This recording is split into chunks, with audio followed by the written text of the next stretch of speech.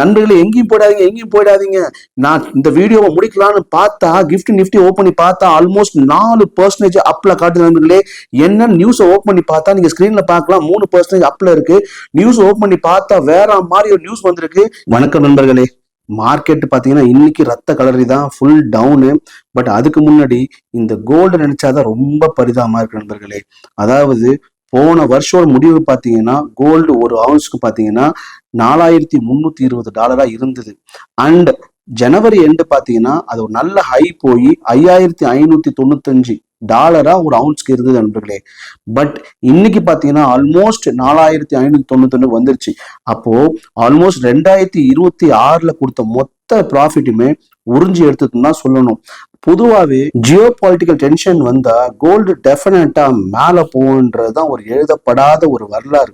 ஆனா இப்ப இங்க என்ன நடக்குதுன்னா, ஆல்ரெடி கோல்டு பாத்தீங்கன்னா ஓவர் பாட் ஜோன்ல இருக்குது நண்பர்களே. அதனாலதான் இப்ப எல்லாருமே ப்ராஃபிட் புக் பண்றாங்க அண்ட் லிக்விடிட்டிக்கு ஷிஃப்ட் பண்றாங்க. அதனாலதான் பிரைஸ் டிராப் ஆகுது. பட் நண்பர்களே, ஷார்ட் டேர்ம்ல மட்டும்தான் வொலாட்டிலிட்டி. பட் லாங் டேர்ம்ல பாத்தீங்கன்னா இப்ப வரைக்கும் பாத்தீங்கன்னா கோல்டோட ட்ரெண்ட் கன்ஃபார்ம் ஆகலன்னு தான் சொல்லுவேன். இதுதான் நமக்கு கிரேட் ஆப்பர்ச்சுனிட்டி. இந்த மாதிரி ஆப்பர்ச்சுனிட்டி திரும்ப கிடைக்குமான்னு தெரியாது. இன்னைக்கு மட்டுமே பாத்தீங்கன்னா கோல்டு ETF ஆல்மோஸ்ட் 8.54% டவுன்ல இருக்கு. யாரெல்லாம் பணம் வச்சிருக்கீங்களோ கொஞ்சம் கொஞ்சமா இந்த கோல்டு ETF நீங்க கவனம் செலுத்தலாம். இல்ல பிசிக்கலாவும் கோல்டு நீங்க வாங்கலாம். கோல்டு வாங்குறதுக்கு சரியான ஆப்பர்ச்சுனிட்டி. பட் எங்க போய் ரிவர்ஸ் ஆகும்னு தெரியாது நண்பர்களே. அதனால இதுதான் இறக்கும்னு சொல்ல முடியாது. ஜியோ பொலிட்டிக்கல் டென்ஷன்ல கோல்டு பிரைஸை கூட ப்ரிடிக்ட் பண்ண முடியாத சூழ்நிலை நடந்திருக்குதுன்னா, இதை விட ஒரு மார்க்கெட்ல அன்சர்டனிட்டியை இதுக்கப்புறம் நம்ம எங்கேயுமே பார்க்க முடியாது நண்பர்களே. நிப்டி 50ல நீங்க பாருங்க, மொத்தம் 50 ஸ்டாக்ல ஆல்மோஸ்ட் 47 ஸ்டாக் இன்னைக்கு ஃபுல்லாவே டவுன் இருக்கு நண்பர்களே. ஆனாலும் நாங்க தான் இன்னைக்கு கிங்குன்ற மாதிரி இந்த 3 ஸ்டாக் HCL டெக்னாலஜியும் பவர் கிரிட்டும் டெக் மஹேந்திரா பாத்தீங்கன்னா பாசிட்டிவா க்ளோஸ் ஆயிருக்கு. டெக் மஹேந்திரா கூட பாசிட்டிவ்னா கொஞ்சம் கம்மி, ஃபிளாட்னே சொல்லலாம். ஆனா HCL டெக்னாலஜி பாத்தீங்கன்னா 1.75% இன்க்ரீஸ் ஆயிருக்கு. அதுக்கு காரணமா நான் என்ன பாக்குறேன்னா, பொதுவாகவே எப்பெல்லாம் மார்க்கெட் கீழே விழுதோ அப்பெல்லாம் பாத்தீங்கன்னா இன்வெஸ்டர்ஸ் ஒரு டிஃபென்சிவ் ஸ்டாக்ஸுக்கு ஷிஃப்ட் ஆகுவாங்கன்றது எழுதப்படாத வரலாறு நண்பர்களே. அதுலயும் இந்த ஐடி ஸ்டாக்ஸ்ல பாத்தீங்கன்னா HCL மாதிரி ஒரு ஸ்டாக்ஸ்லாம் ரிலேட்டிவா ஒரு சேஃபான ஸ்டாக்ஸா கன்சிடர் பண்ணப்படுது. பொதுவா சைக்ளிக்கல் செக்டார்னு சொல்லுவோம் இல்லையா, அதாவது பேங்க், மெட்டல், ஆட்டோ, இதை விட கம்பேர் பண்ணும்பொழுது இந்த மாதிரி கம்பெனிஸ் தான் பாத்தீங்கன்னா ஒரு சேஃப் ஸ்டாக்ஸா நம்ம நினைப்போம். அது மட்டும் இல்லாம கடந்த ஒரு வாரமாவே எல்லாரோட பார்வையும் ஐடி செக்டார்ல இருக்குதுன்றது எந்த மாற்று கருத்தும் இல்ல. அதுக்கு ஆதாரமா இந்த டிசிஎஸ் பாத்தீங்கன்னா இன்னைக்கு ஒரு பிளாட்டா தான் க்ளோஸ் ஆயிருக்குன்னு சொல்லலாம். அதாவது 0.28% நெகட்டிவ்லாம் ஆல்மோஸ்ட் பிளாட்னே சொல்லலாம் ஃப்ரெண்ட்ஸ். அது மட்டும் இல்லாம இன்ஃபி பாத்தீங்கன்னா இன்னைக்கு 0.07% பாசிட்டிவா க்ளோஸ் ஆயிருக்கு. விச் மீன்ஸ் இதையும் பிளாட்னே சொன்னா கூட ஐடி செக்டர்ல இன்னைக்கு யாரும் பாத்தீங்கன்னா செல்லே பண்ணல. எல்லாருமே இன்னைக்கு பை மோட்ல இருந்த மாதிரி தான் தெரியுது. கடந்த 1 வீக்காவே இப்படிதான் தெரியும் நண்பர்களே. சோ ஸ்மார்ட் மணி பொறுமையா ஐடி செக்டர்ல இன்வால்வ் ஆகுதோன்ற ஒரு டவுட் எனக்கு டெய்லியுமே வருது நண்பர்களே. மார்க்கெட்ல எல்லா ஸ்டாக்கும் தான் நண்பர்களே கீழே விழுது. ஆனா இந்த ஐடிபி என்ன சொல்றான், உங்க எல்லாரோட நான் தாண்டா மெயின் வில்லன்னு சொல்லிட்டு 8% கீழே விழுந்து அதை கன்ஃபார்ம் பண்ணிருக்கான். சரி, அதுக்கு காரணம் என்னன்னு தேங்காய் துறவுமே துருவி பார்த்தா கவர்மெண்ட் எல்ஐசி பாத்தீங்கன்னா ஸ்டாக் சேல் பண்றாங்களாம். அதனாலதான் பாத்தீங்கன்னா இப்போ ரொம்ப அன்சர்டனிட்டி கிரியேட் பண்ணி டோட்டலா அடிச்சு இறக்குறாங்க. யாராவது வாங்க ரெடியா இருக்கீங்களா? சரி நண்பர்களே, அதெல்லாம் போட்ட விடுங்க. நம்ம டானுக்கு வந்த கொடுமையை பாத்தீங்களா? டான்னா வேற யாரும் இல்லைங்க, நம்ம HDFC பேங்க் தான். நிப்டி 50ல ஹெவி வெயிட் ஸ்டாக்கா இருக்கிறதாலேயே அவருக்கு ஹெவி வெயிட்ல ப்ரெஷர் வேற இருக்கு. இன்னும் சொல்ல போனா லாஸ்ட் 5 இயர் ரிட்டர்ன் பாத்தீங்கன்னா வெறும் 4% தான் நண்பர்களே. லாஸ்ட் 5 இயரோட ரிட்டர்ன் 4%னா எஃப்டிஏ கூட பீட் பண்ணல ஃப்ரெண்ட்ஸ். கேட்டா ஹெவி வேஸ்ட் ஸ்டாக்னு பீத்திக்கிறது வேற. ரீசன் என்னன்னு பார்த்தா வேல்யூவேஷன் கரெக்ஷன். அதுவும் நார்மல் வேல்யூவேஷன் இல்ல, ஓவர் வேல்யூவேஷன் கரெக்ஷன். இங்க இருக்கிற பணத்தை, அதாவது லார்ஜ் கேப்ல இருக்க எல்லா பணத்தையும் சுருட்டிக்கிட்டு நம்ம எஃப்ஐஐ கொண்டு போய் யூஎஸ் ஸ்டாக்ல போடுற மாதிரி எனக்கு தோணுது. அதனாலதான் ஓவர் வேல்யூவேஷன் கரெக்ஷன் ரீசனால இந்த HDFC பேங்க் அடிச்சு இறங்குது. இன்னைக்கும் பாத்தீங்கன்னா 4.65% வந்து நெகட்டிவ். என்னை பொறுத்த வரைக்கும் 2 நாள் வீடியோல கூட சொன்னேன், ஒரு 720 750 வந்தா வாங்கலான்னு. இப்ப ஆல்மோஸ்ட் அந்த ஸ்டேஜுக்கு தான் வந்திருக்கு. ஆனா வாங்க மனசு வர மாட்டேங்குது நண்பர்களே. ஆனாலும் ஒரு சில பேர் வந்து பாத்தீங்கன்னா நாட் எ பிரைஸ் கரெக்ஷன், இது வந்து பிரைஸ் கரெக்ட் ஆகலையா, டைம் மட்டும் தான் கரெக்ஷன் ஆகுதான், என்ன பண்றது, சைடு வேலை இருக்கான். அதனால ஒரு நம்பிக்கை அவங்களே கொடுத்துக்கிறாங்க.